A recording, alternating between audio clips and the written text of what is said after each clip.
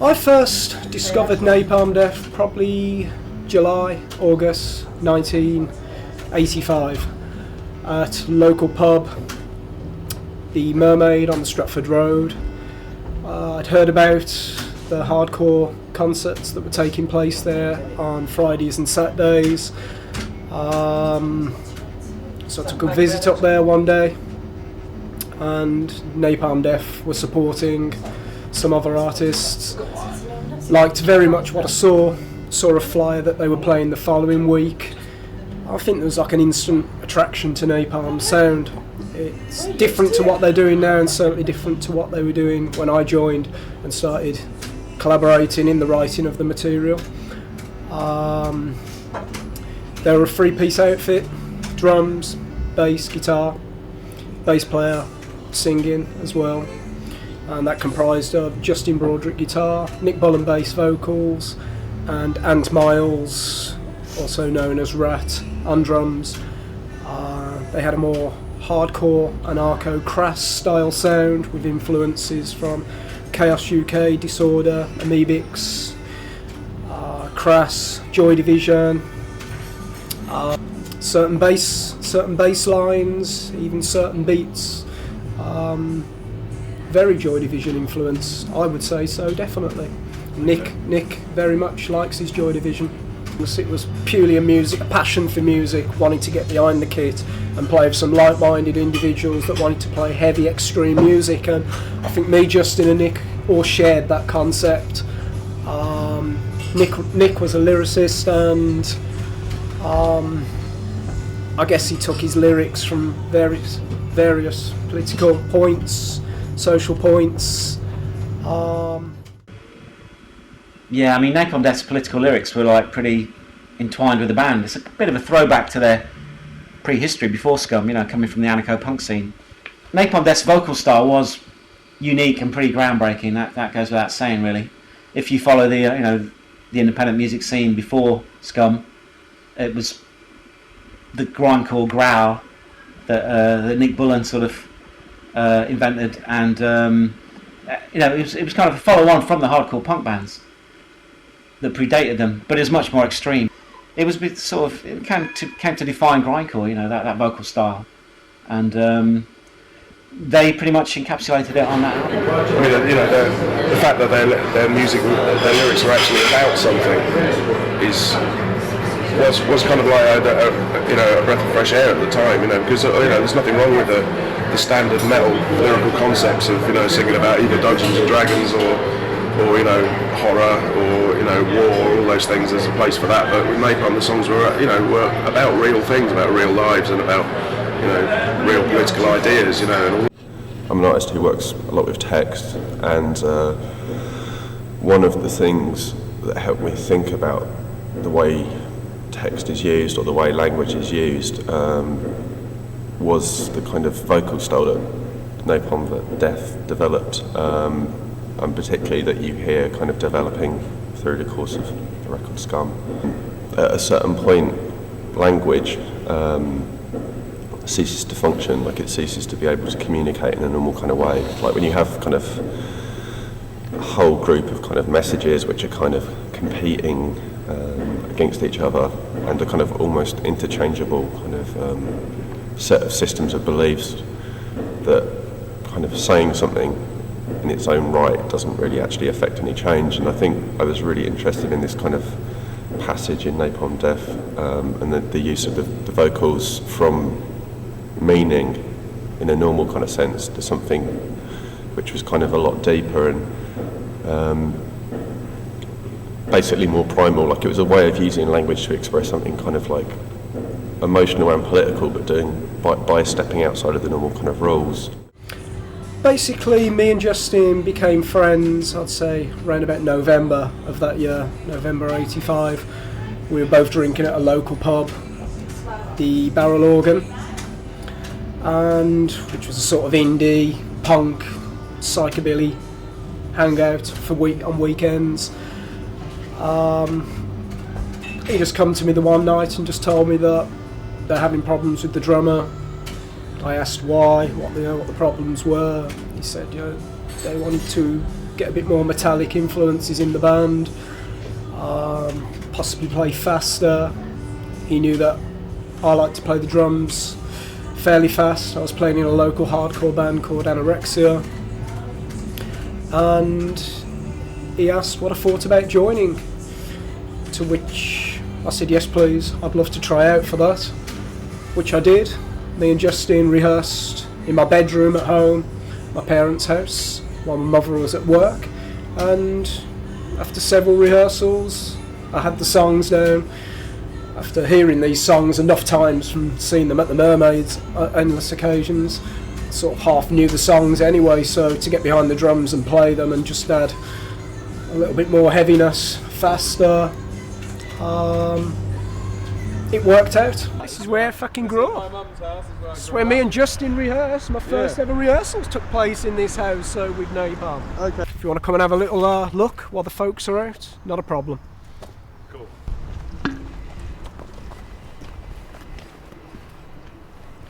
Slightly different decor. No posters anymore. The place used to be full of posters, but this was it. This was the room. Quite a good view actually of Kings Norton and South Birmingham, Licky Hills, Franklin Beaches, but yeah, somewhere in here. I think the bed was there, the little Premier jazz drum kit, little amplifier, stereo system, records, posters, top to bottom, and yeah, it's where we did it. It's where we had our first few rehearsals until we actually got together as a three-piece, me, Nick and Justin, to do it as a band. This is where we did it as a pair, just for me to learn the songs, everything that I've been hearing while watching them at the Mermaid. Then we got together as a complete outfit, me, Justin and Nick, in an actual rehearsal room.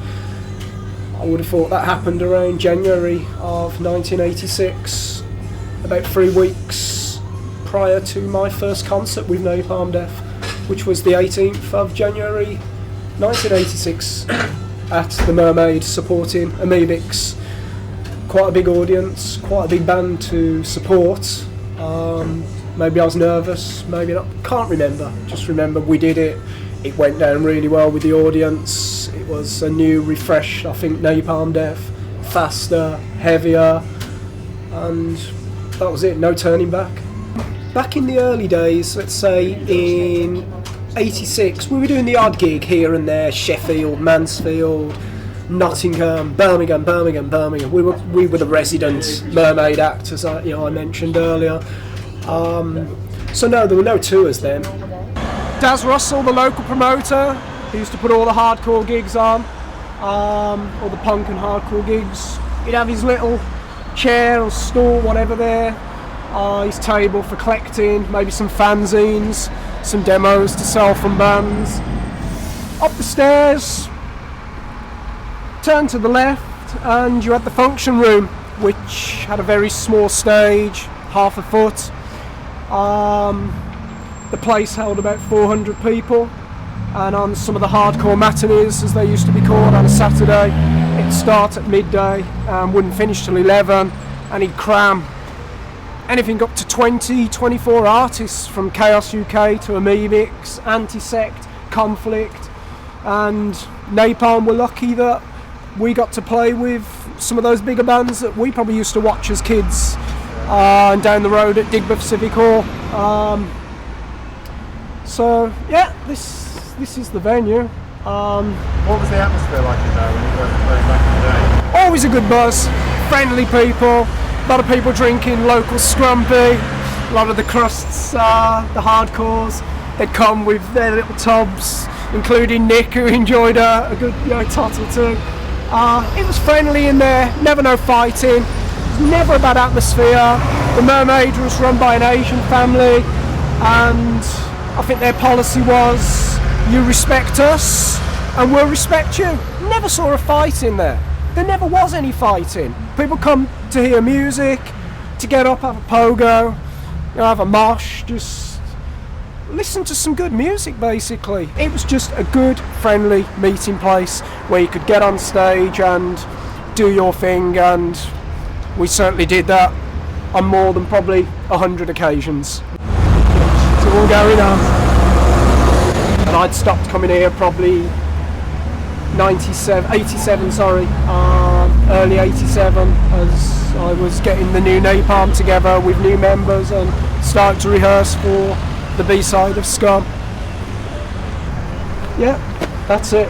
Gone, boarded up. So no, there were no tours then. So Justin left October of 86, Nick left March of 87, Lee joined, Bill joined, and Jimmy Whiteley joined, which that became the B-side of Scum, which we recorded in April of 1987. Richbridge Studios Alley, where we recorded the A and the B-side of Scum, first Napalm Death album.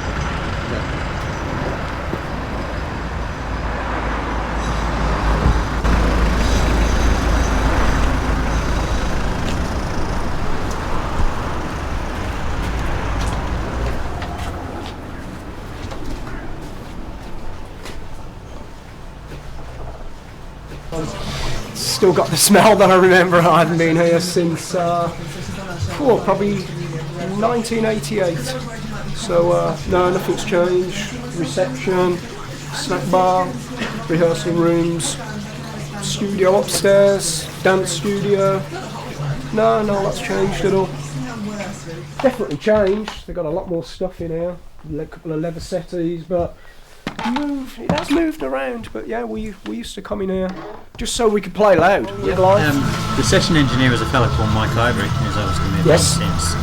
And I was his apprentice. I was coming in nights after college, in between day jobs, and just literally sitting through night after night of complete sessions, because that's what he did. He did the nighttime sessions. They were the cheaper sessions. So like from whatever it was, from 6 o'clock in the evening till about 4 in the morning, we'd come in and do a session, and it'd be half an album later, or in your case, a whole album later probably. Yeah. That's how it used to go back then. Well, I've known Napalm Death since pretty much as they started. I mean, when they were really young and they're like teens, you know. The incarnation of the band before they even made Scum, probably 2 years before they made Scum. I actually promoted a show in Nottingham, and Napalm Death are one of my favourite bands, and I got them to play along with it was a who's who of all the hardcore punk bands at the time: Subhumans, Amoebics, Disorder, Chaos UK, and opening the show was Napalm Death. So I've sort of kept tabs with them, Nick and Justin, prior to them recording the A-side of Scum, and it seemed natural that I'd obviously see them when they got more and more famous in their own local area, and I think they felt at ease with me, and I felt at ease with them. When it became time for them to actually make a record, even though they recorded the actual A-side of the album and couldn't get a record label to put it out, and I hadn't quite started my label, as soon as I had started my label, it was like the most natural thing that Earache would be the one to release it, because I knew them for years. They've influenced thousands of bands. You can hear the influence of what they do in so much music that's around now. But I don't think anybody, maybe only a couple of bands spring to mind that have ever really captured the energy and the aggression of the early Napalm Death stuff. You can listen to Scum now, it's still 20 years old, and it still sounds fucking brutal. It still sounds like it's still quite a terrifying record. It's got a very bleak sound to it. And although it's like with the early black metal stuff, it sounds as bad as it does production-wise, not because people wanted it to sound like that, but because they were doing it on a budget of 20p. And Scum was recorded incredibly cheaply as well, and you can tell, but that's given it a kind of magical feel to it. It's got a really bleak and brutal sound, and it's quite sparse. There's a lot of space, even when they're blasting away. It's almost like a wash of sound, rather than like the stuff today where it's all triggered drums and overproduced and polished sound. It's got a rawness that I guess comes from the punk scene, from the Discharge and GBH influences, and you add that to the death metal side of things, and it's something quite unique. I don't think anyone's ever come close to reproducing that sound, really. Justin, I think, was hoping for a little bit more activity with Napalm after recording this, what became the A-side of Scum. and a label didn't come forward straight away like we'd hoped. As I said, Core Records showed some interest, so did Pussmort Records in America. It sort of fell apart. Justin was looking for a band that was going to tour, was going to get some press, was going to do something. He didn't just want to be this mermaid band that just played the mermaid and just became a demo band. Nothing happened. He was looking for... Success isn't really the right word, but just...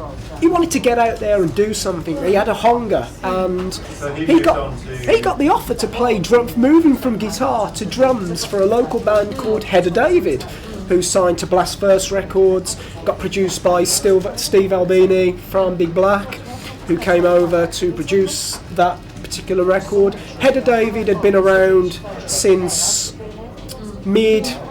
early mid 80s, different lineup, slightly different sound, and just one thing led to another. They were coming and watching Napalm. They loved the Napalm sound, and if you have a look at the credits for the A-side of Scum, it's actually got Heather David down as production. I wouldn't really say that they produced, but they were there. There was a lot of people there. They were there, and maybe they voiced their opinion. This up or that down, blah blah blah, and we were just good friends basically. We liked Heather David's sound, and they really liked the Napalm sound. They come along to the recording session, and Justin ended up playing drums for Heather David. He left. Nick Bullen and Justin Broadrick drove the band in their very, very formative stages when they were not really a band, more a collective. Mick Harris came out on drums as the third member of the band, and it was those three who recorded Side A. Then Justin got offered a job with Heather David, and he was a big fan of Heather David and decided, I'd rather go and join them and play drums than carry on with this project. Nick Bullen got fed up and bored without Justin and felt that the music anyway was starting to drift in a different direction, more towards, shall we say, metal. So it's left to Mick Harris, the drummer, and the last member of the band to join from Side A, to carry the whole thing on. I wondered at this day why he did it, and I suspect the reason was momentum. Mick actually saw a potential in what Napalm Death were doing and really drove it forward. And give the guy credit, drummers are normally regarded as people who drive behind a kit but have no driving mentality to take things forward with the band. But I think he had a vision, and that vision became Scum, and then from Enslavement to Obliteration, which are two of the most important albums of the late 80s in British music. I think it's also worth pointing out that the thrash scene at the time across the world was massive, but Britain had no credibility in the thrash scene, strangely. What we did have, though, was a band taking things a little further from a much more DIY direction, i.e. Napalm, and what they did. And sometimes people forget, when they talk about the importance and influence of British metal in the mid to late 80s, that Napalm Death was there and changing history, turning it on its head. That was October 86, so that left me and Nick. Found a guitarist, a local friend, Frank Healy, Cerebral Fix, Sacrilege, Benediction, still playing in Benediction, real nice guy. Didn't quite work out with Frank. It's a shame that he never made it to record the B-side of Scum. I can't really remember why he went, why he left. It didn't work. His style, he just didn't cut it for what I had written and the way Napalm was going. I think, can't say he struggled, but he had his style of playing, and it just didn't work. He did several gigs, it didn't work. Jimmy had come in on bass after Nick departing. Why did Nick leave? Nick's head just wasn't there.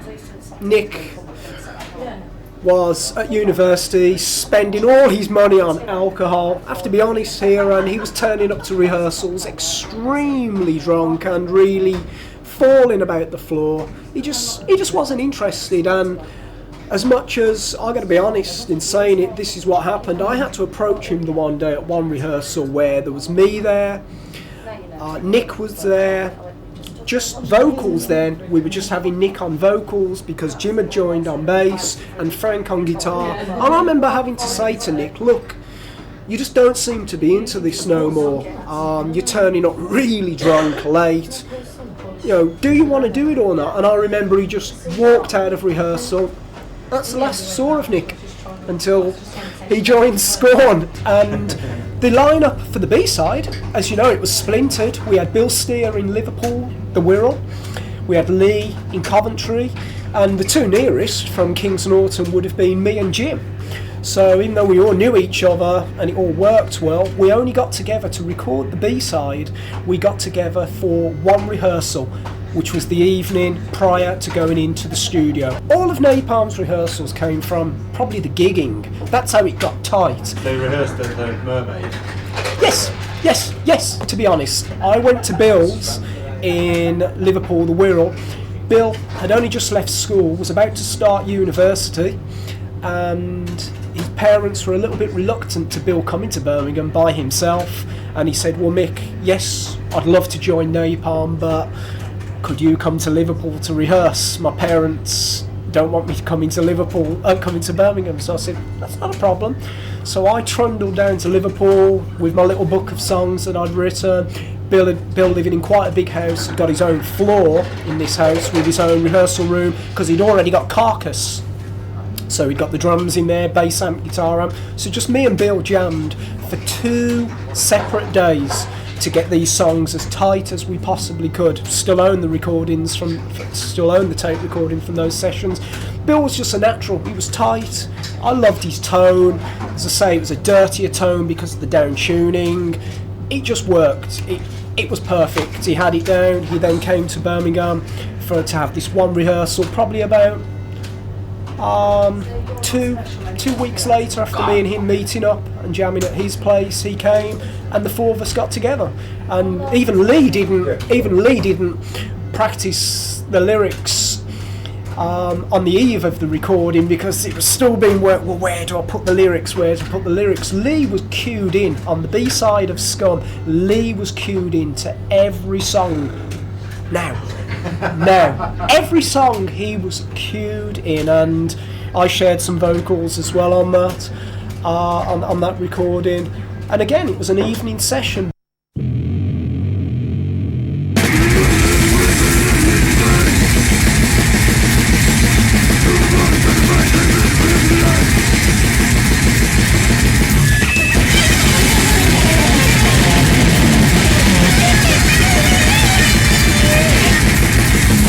That's the sound that we got from that session.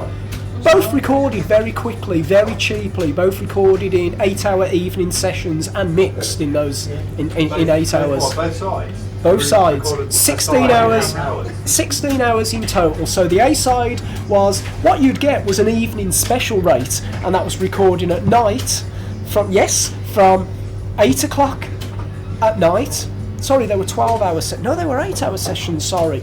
Starting at midnight till 8 o'clock, 8 a.m. in the morning, and you got a reduced rate if you came in. So that's how the sessions work. So I believe it was £120 for each recording, and we just went in, mic'd up, got the best sound that we could, headphones on, 1, 2, 3, 4, tape rolling, put it down. It was always live mic'd. We used the 8-track recording for both the A and the B side of Scum, as I mentioned, with an engineer that was good at separation as far as we was concerned. He dealt with punk bands, thrash bands. We chose Rich Bitch because Sacrilege had recorded there, who were a Birmingham band, a Midlands band, on a different label to Napalm, but they had a very heavy guitar sound. I think Justin wanted definitely a heavy guitar sound for the A side, and he even borrowed Damien, the guitarist of Sacrilege's MXR original distortion pedal. It had a specific tone to it. I can't even think what distortion pedal Justin owned prior to going into the studio, but for him the MXR was the pedal that he wanted. And I'll be honest, I would say the guitar tone on the A side of Scum is definitely better than the tone on the B side, but as I mentioned earlier, 2 different recordings, 2 different guitarings.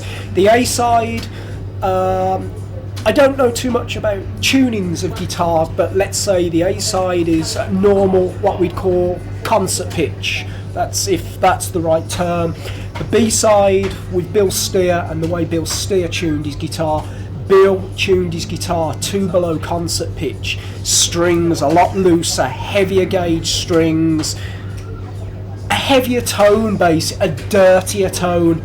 That was Bill's sound. He had this heavier, and I didn't ask for this, even though I'd written all of the B-side songs and presented Bill with my form of tablature, the way I had written these songs.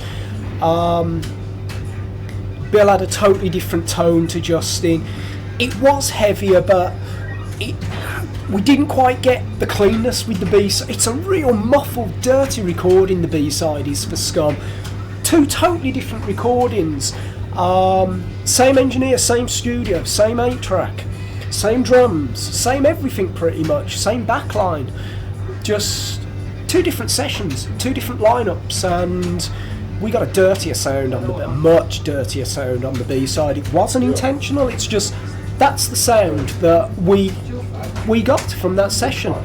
Both recorded very quickly, very cheaply, both recorded in 8-hour evening sessions. I think if you wanted to really differentiate between sides A and B, and I don't think it's fair to do so because there was an adhesion, side A is definitely more punk, side B is definitely more metal, and it's one of the reasons why the likes of Nick Bullen, who founded the band, left before side B was recorded, because they were moving towards a more metal direction.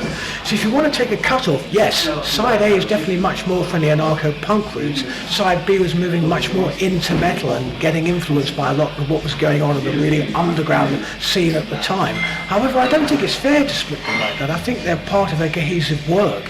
And one of the fascinating things is it does actually come across so well, spanning between the two. You don't put side A on and hear something radically different to side B.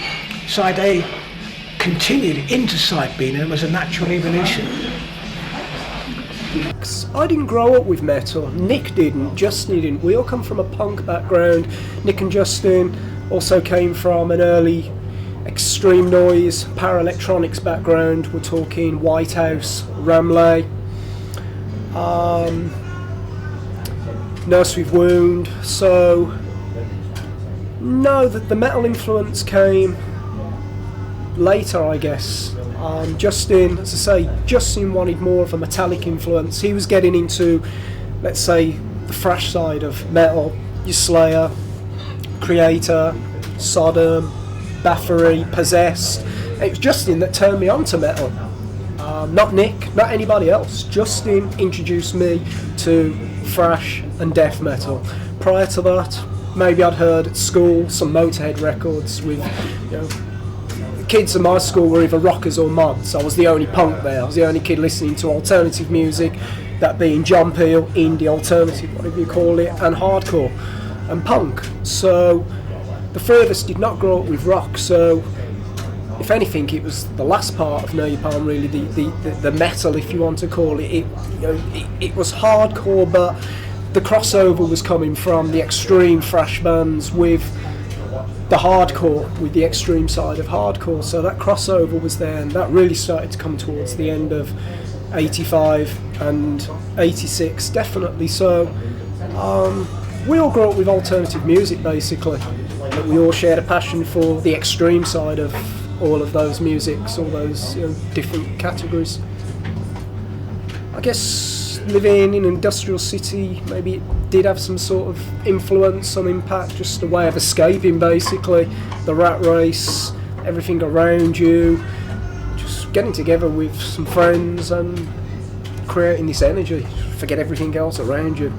I think any scene is a partly coincidental, partly social, partly spiritual. It's a whole combination of factors which lead to a scene coming out of a specific city. Birmingham had always had the tradition of being a metal city and still does to this day. And I think the fact that it came from that area, and it's more Coventry than Birmingham to be fair, but the fact is that there was a genuine punk scene up there, an anarcho-punk scene, crusty punk scene if you will, from which Napalm Death grew. There was an exchange of ideas, exchange of tapes, and a lot of DIY attitude that was going on very much at the grassroots in that city. Why it happened there? Probably because people were bored and fed up and were looking for something a little different, and they found a way forward. But Napalm Death, I don't think, started out as anything other than just a project to keep people from being bored. And here we are 20 years later talking about that project in the most glorious and wonderful terms. Quite remarkable. But Napalm, from the release of the first record, Scum, things definitely started to take off. I don't think Earache half expected it. the response that they got. They only pressed X amount. I believe Digby printed 1,500 or 3,000 of Scum. And How many did it sell eventually? it still sells. That's a figure that I'll never know, and I don't think anybody will ever know, to be quite honest. A rough figure, it's got to be over 100,000 for sure. And don't forget, it's had endless reissues. There's all the different vinyl editions, different CD editions.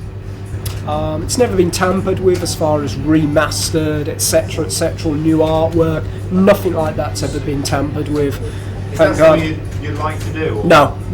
That is the sound, and I believe any recording that's been released. I've never been into this remastered, etc., etc. I see absolutely no point in it. Yes, nowadays you can, as far as remastering goes, boost frequencies, boost the overall volume, let's call it. I see no point in that whatsoever. That's the recording that was caught then and how it was mastered then. Why change anything? Yeah, there's a couple on the A side of Scum. You've got You Suffer, which was meant to be the shortest song ever recorded. It's like 1.5 seconds. Then you got The Kill, which is about 12 seconds. Then Life is the first track on the B-side. Right. So the B-side, I believe, how many songs on the B-side? It's about 16, I think, on the B-side of Scum. Let's have a look. Great. Sorry, It's okay.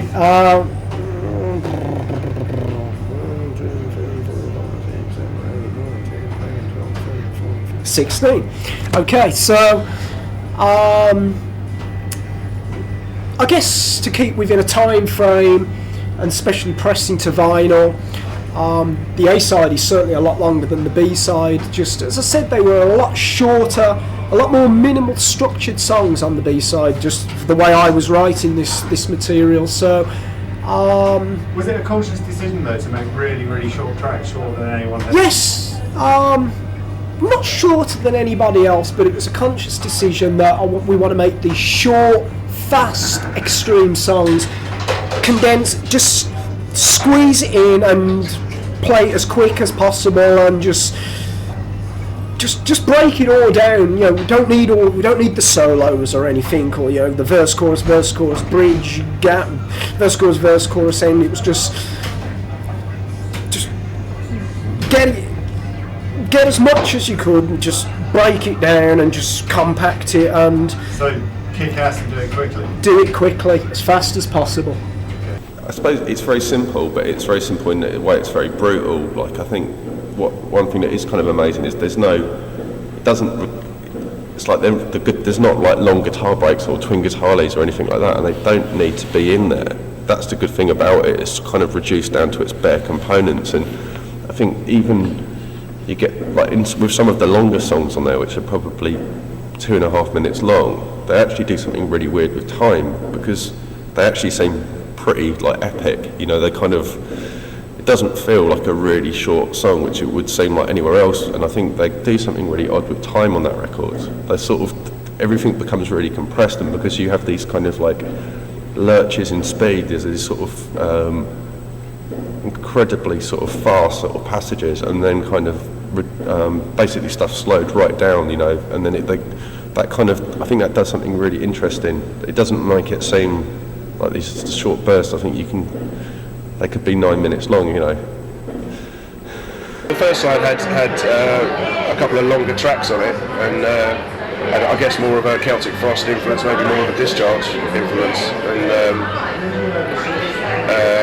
I mean, you can see that because they originally came from the kind of the anarcho-punk scene, and if you hear the really, really early Napalm Death recordings, it was essentially a punk band, albeit a really extreme one, And certainly the second side of Scum has more of the real, the really fast blasting on it, and more of the shorter tracks that they became known for, which I guess, when the band kind of seeped into the mainstream consciousness, that was kind of treated as a highly amusing thing by certain people, that they had songs that were only 30 seconds long and they were incredibly fast, but actually with those, obviously as the band progressed, their songs became longer anyway. But that kind of created the template for grindcore, you know, as a style of music, you know, something that's quite distinct from death metal,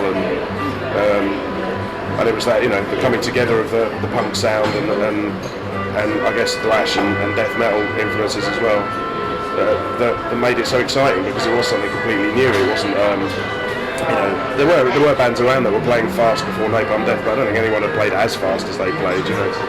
And if you listen around today, a lot of the bands that are around today, you know, Dillinger Escape Plan and you know, a lot of the kind of technical mathcore bands that are around at the moment, none of that would exist without what Napalm, you know, without the blast beat, which is something that, although it probably had been done before Napalm Death, they kind of cemented the sound, you know, set it in stone, so that you know, that's why they're considered the undisputed, you know, kings of grindcore.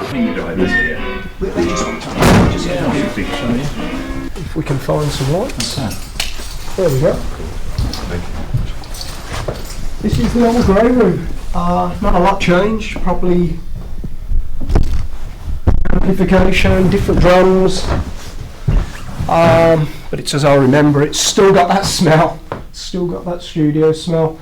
But the B-side, as I say, on the A-side, we never used Rich Bitch to rehearse in. This we would use from Enslavement to Obliteration onwards. And if you have a look on the cover, back of the cover of From Enslavement to Obliteration, you'll see a few pictures that were tucked in here. Yeah, it definitely brings back some memories. Desperate to get these blast beats. You know, I talked about the pedal as well. Have you still got that original pedal? No, I haven't. I don't even own a drum kit these days. I own a pair of drumsticks and a tuning key. £10 an hour, so £30, we'd be like, shit, we can't afford £30, you know what I mean? So, you know, we used to muster up, you know, between us a few quid here and there, and that'd pay for like 3 hours, because that's all we used to have, 3 hours. Prior to that, 1998 was the last time I actually performed behind a drum kit. Does it feel weird being? Yes, very weird. But I guess sort of like riding a bike, just a little bit rusty. So you're going to talk us through the blast beat and give us a quick demo, yeah? I'll try my best. Okay.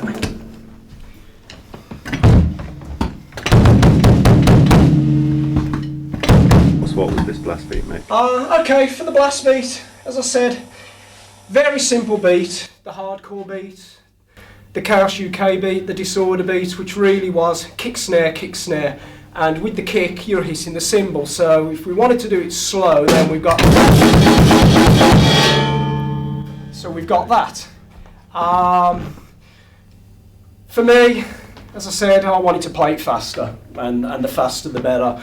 And I had a little way of doing it with the ride and the crash, so I was sort of alternating between the two. So you've got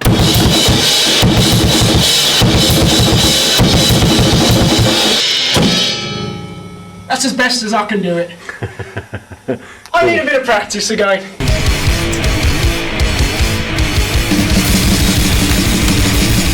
I think some of the songs, particularly on the first side, are very much grounded in kind of the idea of sort of globalisation and global politics.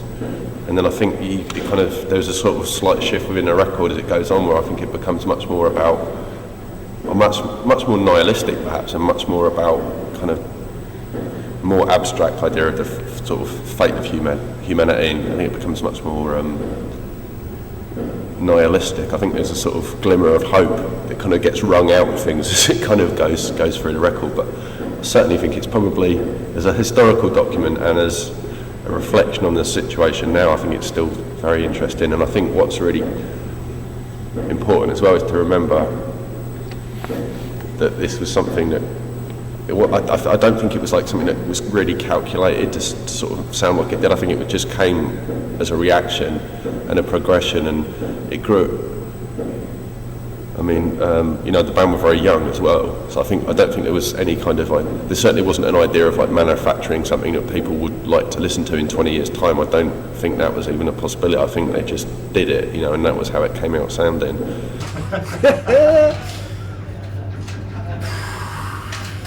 It had its ups and downs, I guess. Napalm, I've got to speak for Jesse, bless, he's not with us no more, Mitch and Shane. They were drinking monsters, and they'd drink all night, whether it be on the tour bus or in the venue and then on the tour bus. They did not stop. They'd go out on the town, come back late night, and I knew, Mick, you're not going to get no sleep till they've come back. Then they're going to continue drinking. The music's going to be on, back and forth to the toilet. You've got to wait until 9 o'clock until the door finally closes and they're in their bunk, and then you might be able to get a little bit of sleep. So, the best part of it was getting on that stage and doing what you love doing most, and that's the music, and just having total fun and hopefully entertaining an audience. Cool. Regrets? No. I'm proud of every record that I recorded with Napalm. I'm proud of every gig that I performed with Napalm, with those guys, with all the different lineup changes, all the different members. It was an honour, and it's part of my life. It's history. It's then, and they are still now. Me and Barney, if you want to call it a fetish, had a little thing for kicking venue doors down, and as many as possible. Basically, we'd turn up to a venue, a pair of little kids, and get the sound check done. Then it'd be like, found a door, let's go and do it. You know, what the shit that's Exterior that about? doors or interior? Interior, exit, didn't matter. It was like, we've got to do a door, or as many doors as possible. Just... But then you pay for them. But then we pay, but we'd accept the payment. It wasn't like we'd make a fuss about, no, we're not paying for it. It'd be like, we knew, we've done the damage, we've got to pay for it. Until doing one show at Coventry University, we'd kicked too many doors down. And the funniest was, the security guy was waiting for us behind the last door that we ended up kicking. They must have been waiting. They're in there, they're in there. So they waited, all of a sudden we come charging through the door. It come down, the whole panelling came down, everything. Right, got you, get out. I'm in the band, I'm playing, don't care, get out. And we had to talk ourselves back to get into the car. We accepted, yeah, we did it, we'll pay for it. Yes, you've done 5 doors tonight, you'll never play in here again. So, oh, sorry, we'll pay for it. But we got a bit of a bad name. Yeah, it used to come back like, you can play, no door kicking tonight, lads, it's giving us a bad name. That's it. They don't get credit for being as revolutionary and you know, inventive as they were, you know. And also I always say that, you know, if you look at the history of heavy music in the UK, you know, first there was Black Sabbath, then Judas Priest, then Iron Maiden. Those 3 bands are, you know, obviously extremely important. And after them, the most important band ever to come out of this country is Napalm Death. And you know, they've influenced thousands of bands. You know, you can hear the influence of what they do in so much music that's around now. But I don't think anybody, you know, maybe only a couple of bands spring to mind that have ever really captured the energy and the aggression of the early Napalm Death stuff. Metal magazines would write about grindcore bands like Napalm Death because they saw them as their sort of music, and punk zines would write about Napalm Death because they saw it as their music as well. It drew on 2 sets of fans, and that was quite important in its development, really, as well as the actual alternative crowd appreciated it for its political lyrics and the fact that it was new and fresh, and John Peel supported it. It was kind of a music that, it was a new style of music, but it actually appealed to a cross-section of people. It pushed the boundaries, it started something. As much as you can hear influences on there, a mix of this, that and the other, we started something and we just pushed it to the next level, and I'm proud to have been a part of doing that. I've got a really strange perspective on Scum, because I came to it after From Enslavement to Obliteration. I heard the second album, From Enslavement, first, and it was only after that I thought, hang on a minute, wow, this is incredible. I went back and discovered the first album and discovered the roots of what is now known as grindcore. And to me, I think the reason why it's actually become so crucial and so important is that it actually was pioneering. It took the spirit of the Sex Pistols a decade earlier and put it into the late 80s. And you've got to remember, the late 80s, we had thrash, we had extreme and underground metal, we had punk, etc. But nothing as confrontational, as dynamic as the way that Napalm Death were doing it. It really was a series of explosions. 28 tracks, and I think I'm right in saying only one over 3 minutes long, only another two over 2 minutes long, and these were short, sharp shocks that really changed the way every one of us thought about the general way and perspective of music. It was the first time, I believe, in a decade that British underground music, extreme music, had been as dynamic and as confrontational, and with hindsight, is massively influential. The impact Napalm Death as a band had on Earache was pretty immense, really. That's an understatement. I mean, as well as the Scum album being the biggest seller, and being the third release I did and being the biggest seller by miles, it sort of kick-started the whole underground extreme metal scene. All the projects, all the bands that the members formed after they quit Napalm Death, maybe, you know, like Mickey's Scorn project, Lee's Cathedral, Bill's Carcass, they all ended up being on Earache. They were like the next wave of releases after Napalm Death. So out of maybe the first 20 odd releases that came out on Earache, I think there's possibly at least half of them were Napalm Death or Napalm Death related, you know. So that's how much of an impact they had on the label. Mickey would be like, check out Morbid Angel. I saw Entombed supporting Napalm Death, so again that connection. I mean, they were such trailblazers. It's hard to overstate how much Napalm Death were the scene, and the flag bearers, the members when they were in the band caused the shockwave. But then when they left, they also formed other bands. You know, not quite been as successful as Napalm Death, but they've they're up there, and that's their legacy at the end of the day.